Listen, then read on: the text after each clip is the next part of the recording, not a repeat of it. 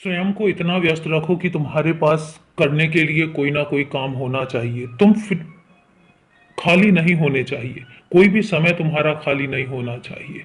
और तुम्हारे पास हर समय कुछ ना कुछ करने के लिए काम होने चाहिए।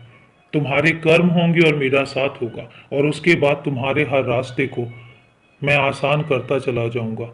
कौन तुम्हारे लिए गलत सोच रहा है या कौन तुम्हारा गलत करना चाहता है, ये सब तुम्हारे सोचने के लिए नहीं है। इन सब बातों को सोचने के लिए मैं बैठा हूं। और तुम सिर्फ अपना काम करो।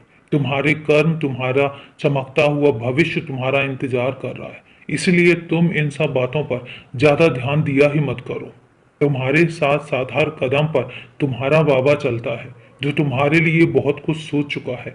तुम्हारे भाग्य में क्या लिखा है और आगे क्या होगा, इसकी योजनाएं तुम मत बनाओ। छोड़ दो, मुझ पर छोड़ दो।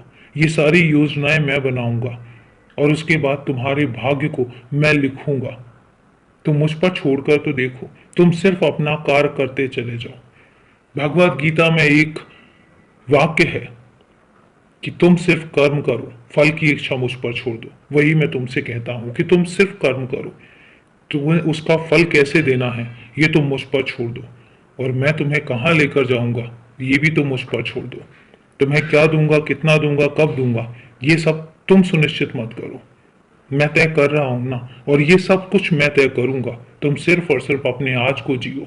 आज में खुश रहो, खुलकर जियो। तुम्हारा जीवन बहुत कीमती है। इसको यूं व्यर्थ मत जाने दो। बहुत कीमती भी है और बहुत बहुमूल्य भी है मेरे लिए। तुम्हें अभी बहुत काम करने हैं। तुम छोटे छोटे कामों के लिए बने ही नहीं हो।